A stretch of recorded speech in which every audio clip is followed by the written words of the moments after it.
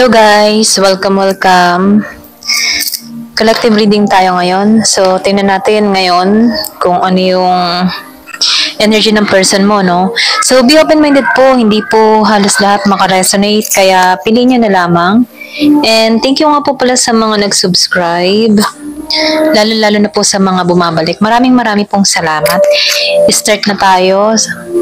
Para to sa mga no contact situation, okay?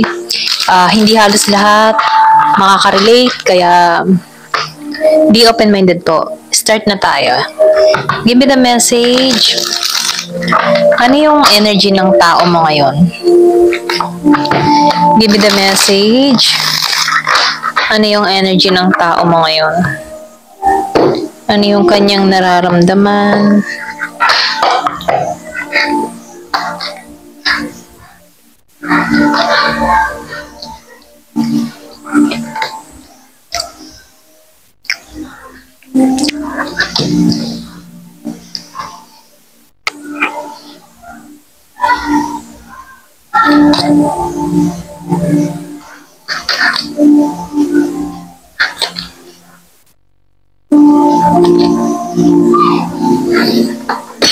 Excuse me po. Meron ako nakikita ditong Virgo, Capricorn, Taurus. Merong Pisces, merong Gemini, Aquarius, and Libra, Scorpio, Cancer, and Gemini. Malakas yung Gemini, okay? Ito na yung nakikita ko dito. So, nakikitaan ko dito, no? Yung iba sa inyo, yung connection nyo dito sa tao mo, no? Meron ako nakikita dito na merong nag-spell, okay? Pwede rin sabihin na kaya nasira yung connection nyo. Meron ditong spell or pwede rin meron ditong sumira talaga. Kumbaga, ayaw ka makitang masaya, okay? Merong kumukontrol, okay? Ito lang yung nakikita ko. Kung mapapansin mo naman yun, ano, nung nagsasama pa kayo, parang bigla yung pagbabago ng tao mo. Okay, mapapansin mo yun, yung parang nagiging siyang magagalitin, mainitin ng ulo, or pwede rin sabihin na moody, okay? Na kung saan before, hindi naman niya ginagawa sa'yo, okay? So, nakikita ko dito, meron ditong spell or meron ditong gumagawa sa tao mo, okay? Kung baga gustong makontrol, okay? Or pwede rin sabihin meron ditong third party or meron kang tao na meron talagang yung bang type na type yung tao mo, okay? Kinuha niya yung kumbaga inagaw niya to sa'yo, okay? Sa pamagitan ng spell, okay? Ito lang yung nakikita ko dito, no? Pero ganun pa man, ano? Nakikita ko dito na unti-unti nang nawawasak, okay? Unti-unti nang nawawasak tong spell. And then yung iba naman sa'yo, nakikita ko dito, kaya hindi nagiging maayos yung love life. Pwede rin sabihin na merong sa bloodline, okay? Na kung saan nakikita ko dito na napamana, okay? Kumaga may karma. Ito na yung nakikita ko, no? Pwedeng sa yung generation, kaya hindi nagiging maayos, okay? So, nafe-feel ko dito, yung iba sa inyo, nawawasak na, okay? Or pwede rin meron ka ng isinasagawa, okay? Yung iba, no, hindi halos lahat sa part na to. So, piliin nyo na lamang, ano, ito rin nafe-feel ko. Kasi yung iba sa inyo, naging aware ka dito kasi malakas yung sense mo Pwedeng nagtataka ka bakit ganito yung love life mo, bakit nararanasan mo to, bakit parang kahit kanino ka nakakaroon ng relasyon ay hindi nagiging matagumpay, parang paulit-ulit na lang yung sistema or paulit-ulit na nangyayari sa iyo, okay? So nakikita ko dito, nagkaroon ka dito ng kaisipan or pwede rin sabihin nabuksan yung kaisipan mo dito kasi may pagtataka ka na bakit ganun kaya? Meron kayang history or meron bang nagawa ang kanino ninunuan ko, kasalanan kung bakit nararanasan ko tong mga to. Okay? So, nafe-feel ko dito, meron, okay? Pero ganun pa man, nakikita ko dito, dahil nagiging aware ka, pwedeng ipinagdadasal mo na to, na mawasak or mawasak na yung mga sumpa, okay? Na kung saan namamana-mana or pwede rin sabihin meron ka nang isinasagawa na mga pangontra, okay? Kung bakit hindi na to masyadong natalaban, no? So, nafe-feel ko dito yung nagkakaroon na to ng pagwasak, okay? Pero ganun pa man, yung iba sa inyo kasi meron kang ditong tao na kinokontrol, okay? meron taong kumokontrol sa kanya, okay, kung bakit lumayo to sa'yo, okay, yung iba sa inyo, no, kung bakit, magtataka ka naman kasi kung halimbawa ang tao mo na sobrang sweet sa'yo, iba yung nakikitaan mo sa kanyang trato sa'yo before, okay, tapos bigla na lang nagbago, so may involved na ganun, ano, pero ganun po man, nakikitaan ko dito, merong humahad lang dito, okay, pero nakikitaan ko dito, no, meron namang oras, okay? Kumaga yung ginagawang spell, okay? Or pwede rin sabihin yung ginagawang voodoo-voodoo sa tao mo, mayroong expiration, okay? So, nakikitaan ko dito, meron ditong kaligitnaan, okay? Or pwede rin sabihin yung pagsapit ng umaga, okay? So, nakikitaan ko dito, ganun madalas inaatake yung tao mo dito, okay? Yung every alas 6 ng umaga, okay? Or pwede rin sabihin na alas 6, alas 9, alas 3, alas 12, okay? Kung mapapansin mo yun, yung clock, okay? Sa clock ng relo, 12, 3, 9, 6, okay? Pero ganun po man, nakikita ko dito na unti-unti na nitong naalisan to, okay? Dito, okay, kumbaga nagkakaroon na to ng kaalaman, idea dito, okay, kung bakit ganun yung sitwasyon niya, or pwede rin sabihin na halata din ng tao mo dito na bakit kaya iba, nagbabago ko, or sabihin natin nagiging moody, kumbaga nadidiscover din niya dito, no. Pero nakikita ko dito, no, merong humahadlang, meron ditong tao na gusto kang padala ng mensahe, no. Pero nakikita ko dito, yung iba sa inyo, pwedeng hindi mo na to kinakausap, ano? Kumbaga, meron tong message or pwede rin nag-message ka dito sa tao na to, pero hindi niya ino-open or kahit sabihin natin na sinin niya, pero hindi kanya nire-replyan, okay? So, nakikita ko dito, naka-hold yung tao may. Kumbaga, meron ditong kumukontrol, okay? Yung iba sa inyo, no, especially kay Gemini, Aquarius, and Libra. So, nakikita ko rin dito na itong tao mo dito, kumbaga, kung makikita mo dito sa Knight of Water, ano, para siyang puppet, ano, kailangan niyang makawala dito, okay, sa, anino, kumbaga, ito siya eh, kumbaga, masaya siya dito, then, kung makikita mo dito, para lang siyang puppet, okay, pero ganun pa man, dahil lumabas siya na naka-reverse, ano, nakikitaan ko dito na nagkakaroon na to ng kaliwanagan, or pwede rin sabihin na ibabalik niya na muli yung kanyang ulirat, okay, yung kanyang sistema, okay? Pero ganun po man, nakikitaan ko rin dito, no, na itong tao mo ay mahirap yung kanyang dinadanas na sitwasyon, ano, kasi nagtatalo yung kanyang kaisipan dito eh, okay? May time na nakokontrol siya kasi may expiration siya, may time na nagiging maayos, nagkakaroon siya ng yung parang namumulat siya, okay? Pero ganun po man, nafe-feel ko dito, nakikipaglaban tong tao na to, okay? So, nakikitaan ko dito na nawawalan to ng love sa'yo, okay? Nawawalan siya ng pagtingin sa'yo, okay? Dahil meron ditong gumagawa. Pero nakikitaan ko dito, yung iba sa inyo, unti-unti ka na rin umaalis or nagmo-moving on ka, no? So, nakikitaan ko rin dito, hindi maayos ang kalagayan ng tao mo, okay?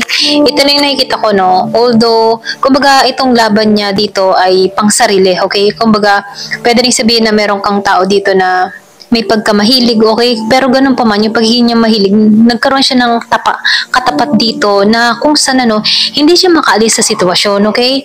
Pwede rin sabihin na meron tong nakatapat or meron tong naka-partner din na mangkukulam, or sabihin natin na meron dito nagka-interest, okay? Na kung saan, ano, itong tao mo, hindi ito makawala, okay? So, nafe-feel ko dito na pwedeng alam mo na rin to, okay? Or pwede rin nagtataka ka rin sa tao mo, ramdam mo sa tao mo na kumbaga naka-hold siya, okay, doon sa kanyang kinakasama dito. Ito rin nafe-feel ko kasi meron ditong kumukontrol sa tao mo, okay? So, nakikita ko rin dito, no, sugatan na to. Yung ay may sa sugatan na, no, kumbaga sa kanyang pakikipaglaban sa nangyayari sa kanya, no. Para siyang, ano, wala siyang kalayaan, okay? Wala siyang kalayaan dito kasi naka-hold siya eh. Hindi siya makawala dito sa Knight of Waters, ano, pero pilit niyang inaalisan to, okay? Pilit niyang tinatanggalan to, pero dahil meron ditong paulit-ulit na ginagawan siya dito, okay? Alam niya rin to. Pero nakikitaan ko dito na maalisan to ng tao mo, okay?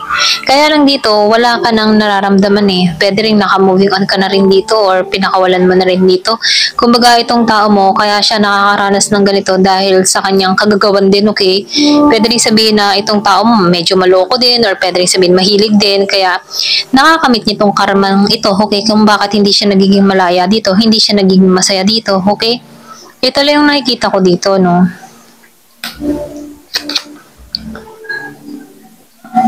So, nakikitaan ko dito na itong tao mo, no, meron tong pag-alis or pwede rin sabihin na hindi naging matagumpay yung connection nyo, okay?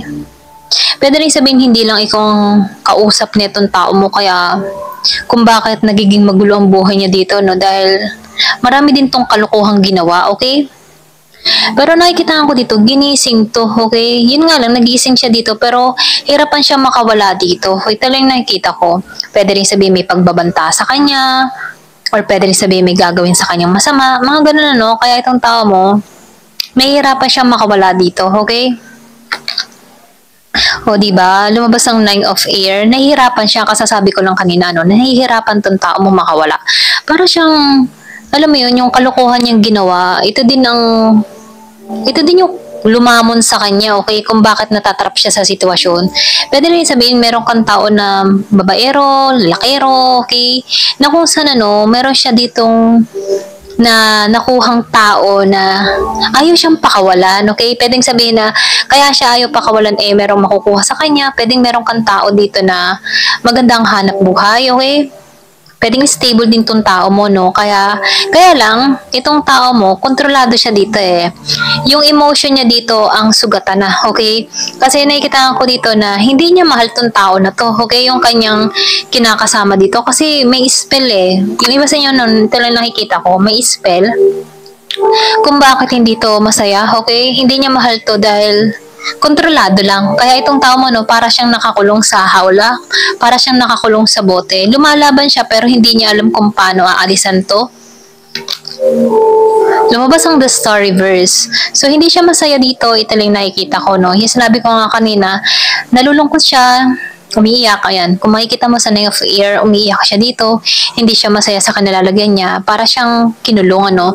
Kumbaga, buhay siya, pero hindi siya malaya. Lalo-lalo na yung kanyang nararamdaman. Parang puppet, ano.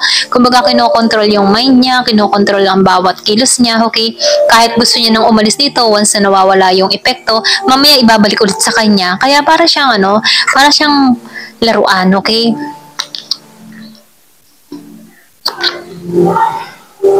So, nakikitaan ko dito, no, may empress dito eh. Pwede ikaw ang empress energy. Parang, pwedeng ikaw yung empress dito, okay? Ito lang nakikita ko. Yung iba sa inyo, naka-moving on ka, okay? Kumbaga, nakikitaan ko dito yung malakas yung Taurus dito, no?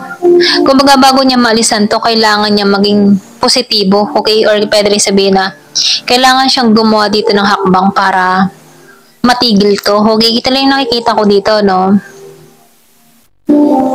Kasi nakikita ko dito, unemotional available to sa'yo, unemotional yung kanyang nararamdaman. Ibang pakaramdam ng tao nito, wala siyang, alam mo yung parang wala siyang pakiramdam. Kontrolado ang kanyang pagkilos, kontrolado ang kanyang emosyon, okay? Yun ang epekto ng mahika na ginagawa ng tao sa kanya dito. Kaya itong tao mo dito, nahihirapan. Pero ganun pa man ikaw, ano, pwedeng nakakaramdam ka din ng something, okay? Pwedeng ginagawan ka din ng tao nito, pero hindi ka magawan, okay? Kasi nasa Empress energy ka, ginagabayan ka dito, no? So, kung madalas kang makakita ng mga ibon na noon, sumisinyalis to na may gabay or meron dito nagbabantay sa'yo, okay? Kasi nakikita ko dito yung katatagan mo or pwede rin sabihin ikaw yung tipo ng tao na relihiyoso, relihiyosa. Kung bakit hindi tumatalab sa'yo yung mga ginagawa din ng tao niya dito, okay? Pwedeng ginagawan ka din ng tao nito dahil inggit sa'yo, okay? Kasi bago niya makuha yung pagmamahal ng tao niya dito, okay, kailangan niya munang i-voodoo. Samantalang, kung makikita mo dito, ikaw talaga ang gusto ng tao na ito. Okay? Kumbaga itong taong gumagawa sa kanya, kontrolado yung isip niya, pero yung puso niya, hindi. Ikaw pa rin yung tinitibok dito, okay? So, nafe-feel ko dito nasa Empress energy ka. So, nakikita ko rin dito, ikaw, mas, alam mo yung tipo na pinupunuan mo yung sarili mo, okay? Nagiging kang independent dito, nagiging kang maayos ang buhay mo dito. Kumbaga nafe-feel ko dito, stable ka, lalo-lalo na sa pamumuhay mo, okay? Okay yung sitwasyon mo, lalo-lalo na ang kaperahan mo, okay?